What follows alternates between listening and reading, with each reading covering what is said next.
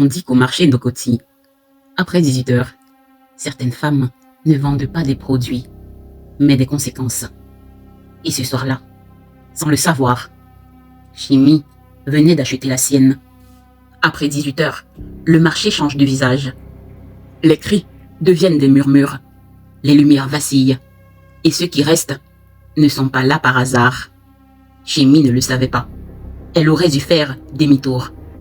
Mais quand on a trop souffert, quand notre cœur a été brisé plusieurs fois, et que l'on veut juste se venger, on ne reconnaît pas les dangers. Chimie cherchait Mamalor, une femme réputée pour les choses comme l'attirance, la réconciliation, la fidélité, ou quelque chose de plus sombre que personne ne disait clairement.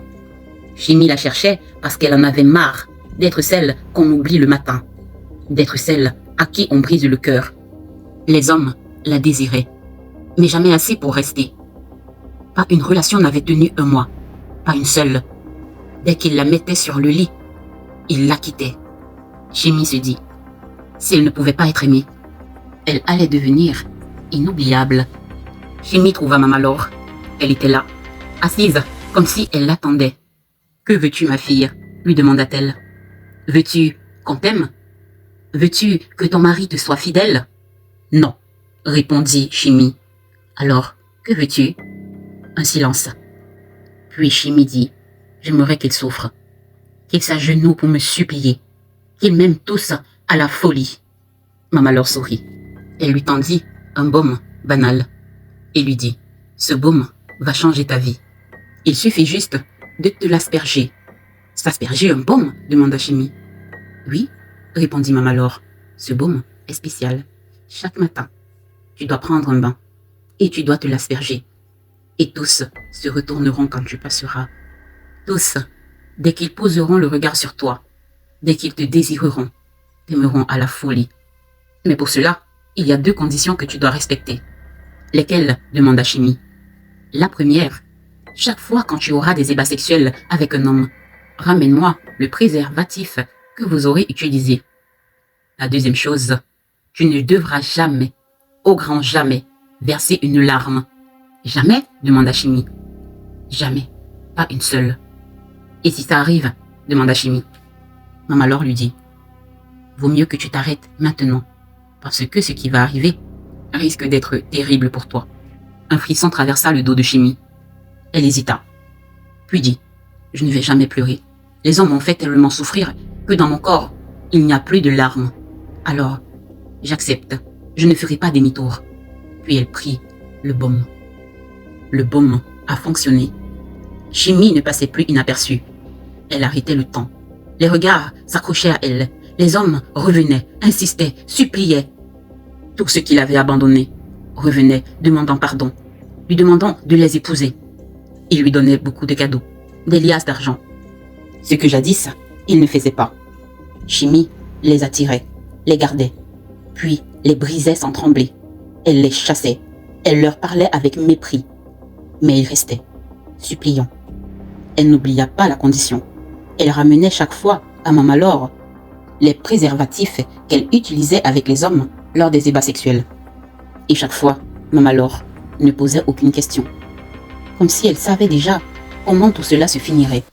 Chimie, quant à elle, était très heureuse. Quelques mois plus tard, sa mère mourut, brutalement. Dans la maison, les pleurs étaient partout. Mais elle ne pleurait pas. Lors des obsèques au cimetière, pareil, elle restait silencieuse. Elle pensait à la condition. Il ne fallait jamais verser une larme. Puis les gens ont commencé à murmurer. Ce n'est pas normal qu'elle ne pleure pas. C'est sa mère. Elle l'aimait pourtant beaucoup. Est-ce elle qui l'a tuée? Elle n'a pas de travail. Et elle a des voitures, de très jolis vêtements. D'où vient cet argent? Elle est suspecte. Chimie souffrait pourtant beaucoup. Parce que oui, elle aimait beaucoup sa mère. Mais elle ne pouvait pas pleurer. Le décès de sa mère ne la stoppa pas. Elle continua à utiliser le baume, dont la bouteille ne se vidait jamais. Quelque temps plus tard, elle rencontra Tchatchoua. Il était attentionné, tendre, gentil. Il la regardait comme personne. Il s'intéressait vraiment à elle, pas à son physique. Et c'est exactement ce qui l'a piégée. Elle a oublié les règles qu'elle s'était fixées. Elle a oublié le jeu. Elle a oublié Mama Laure. Elle est tombée amoureuse. Mais un jour où elle était certaine que Tchatchoua demanderait sa main et qu'elle arrêterait les pratiques avec Mama Laure, il lui a plutôt avoué qu'il est marié et qu'il ne veut plus être infidèle, qu'il arrête la relation avec elle. Il lui a dit « Je te quitte », simplement, calmement. Elle est restée là, à le fixer. Sa respiration s'est brisée. Sa poitrine s'est serrée. Elle ne voulait pas, parce qu'elle savait. Elle savait ce qu'elle risquait, mais la douleur était si forte, si intense. Une larme a coulé. Et là, elle a senti une douleur intense sur son visage. Sa peau semblait se tirer, son visage se fissurer, comme un masque qui tombait. Elle a couru jusqu'au marché, jusqu'à Mama Laure. « Pitié, Mama Laure, pitié, que se passe-t-il? J'ai très mal. » Mama Laure lui répondit calmement. « Tu savais que ça finirait comme ça si tu pleurais. Qu'est-ce que je peux faire? Qu'est-ce qui se passe? » « Je ne peux rien faire, » dit Mama Laure. « Est-ce que le baume peut faire quelque chose pour que je ne ressente plus cette douleur? » demanda-t-elle. Mama Laure lui dit calmement. « Ce n'est pas la douleur que tu ressens actuellement le plus difficile. C'est ton visage. Et non, aucun baume ne peut effacer cela, ni aucun préservatif avec du sperme. »« Qu'est-ce qu'il y a sur mon visage? J'ai juste mal, » demanda Chimie. Mama Laure lui répondit. « Regarde autour de toi, et tu verras ce qu'il y a sur ton visage. » Chimie vit le dégoût sur le visage des gens. Certains la fuyaient, d'autres la regardaient avec pitié. Elle courut, cherchant un miroir. Lorsqu'elle le vit, elle vit une personne avec un visage totalement abîmé. Elle comprit. Autrefois, au moins, il l'approchait, avait des rapports sexuels avec elle, puis s'enfuyait. Mais avec un tel visage, personne ne voulait même plus la regarder.